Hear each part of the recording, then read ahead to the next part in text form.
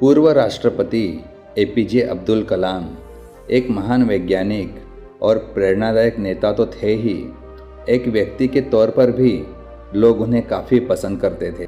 Missile man के नाम से जाने जाने वाले एपीजे अब्दुल कलाम साहब का पूरा जीवन ही ऐसा रहा जिससे हर कोई प्रेरणा ले सकता है। उनका जीवन खुद में ही एक पाठशाला है। जिसने भी उसका अनुकरण किया वह ज़रूर सफल होगा। उनके जीवन से हमें ईमानदारी, संयम और परिश्रम की सीख मिलती है। उन्होंने जिसके साथ भी काम किया उनके दिल को जीत लिया। दूसरे के लिए इतने प्रेरणादायी कलाम का खुद का जीवन बहुत ही कठिनाई में बीता था। जी हाँ दोस्तों, एपीजे अब्दुल कलाम का जन्म तमिलनाडु के रामेश्वरम शहर के एक छोटे से गांव धनुषकोडी में एक बहुत ही गरीब परिवार में हुआ था। उनके पिता एक छोटी सी नाव चलाया करते थे जिससे उनके परिवार का गुजर बसर हो सके। उनके घर में कोई भी पढ़ा लिखा नहीं था, लेकिन उन्हें बचपन से ही पढ़ाई लिखाई का बहुत शौक था। गरीब होने के बावजूद उनका परिवार उन्हें काफ़ी सपोर्ट करता था। जब वे 8 साल के थे तब अपने पढ़ाई का खर्च निकालने के लिए अखबार बेचा करते थे। पढ़ने का शौक ऐसा था कि इन अखबारों को वे खुद भी पढ़ा करते थे।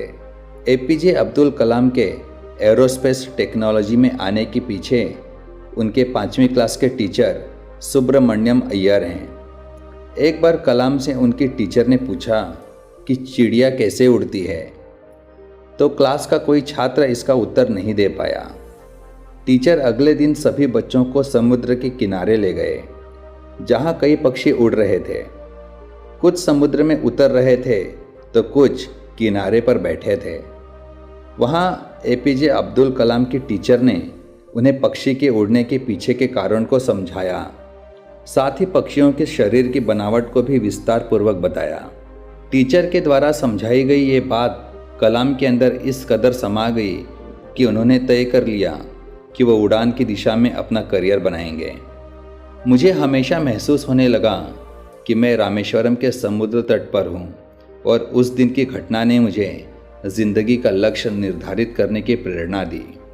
बाद में मैंने तय किया कि उड़ान की दिशा में ही अपना करियर बनाऊंगा। ये शब्द थे एपीजे अब्दुल कलाम के। एपीजे अब्दुल कलाम जी की शुरुआती पढ़ाई रामेश्वरम एलिमेंट्री स्कूल में हुई थी। उसके बाद उन्होंने बीएससी की। फिर साल 1955 में Madras institute of technology MIT से एरोस्पेस इंजीनियरिंग की पढ़ाई की।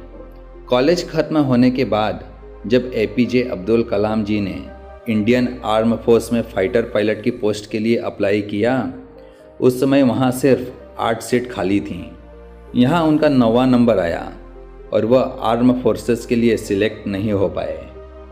उसके बाद से उन्होंने DRDO ज्वाइन की, लेकिन वह DRDO में वह अपनी जॉब से खुश नहीं थे क्योंकि उन्हें वहाँ कुछ नया सीखने नहीं मिलता था। तभी उनकी मुलाकात इसरो के फाउंडर विक्रम साराभाई से हुई। उनको एपीजे अब्दुल कलाम जी की मेहनत और हर वक्त कुछ नया सीखने की चाह बहुत पसंद आई। उसके बाद कलाम का ट्रांसफ़र DRDO से इसरो में हुआ। एक बार defence research and development organisation DRDO में उनकी टीम बिल्डिंग की सुरक्षा को लेकर चर्चा कर रही थी। टीम ने सुझाव दिया कि बिल्डिंग की दीवार पर कांच के टुकड़े लगा देने चाहिए, लेकिन डॉक्टर कलाम ने टीम के इस सुझाव को ठुकरा दिया और कहा कि अगर हम ऐसा करेंगे तो इस दीवार पर पक्षी नहीं बैठ सकेंगे। देश और समाज के लिए किए गए कार्यों के लिए डॉक्टर एपीजे अब्दुल कलाम को अनेक पुरस्कार से सम्मानित किया गया। लगभग 40 विश्वविद्यालयों ने उन्हें मानद डॉक्टरेट की उपाधि दी और भारत सरकार ने उन्हें पद्म भूषण, पद्म विभूषण और भारत के सबसे बड़े नागरिक सम्मान भारत रत्न से सम्मानित किया। 27 जुलाई 2015 की शाम एपीजे अब्दुल कलाम भारतीय प्रबंधन संस्थान IIM शिलोंग में लेक्चर दे रहे थे। तब उन्हें दिल का दौरा पड़ा और वो बेहोश होकर गिर पड़े, जहां उनकी मृत्यु हो गई।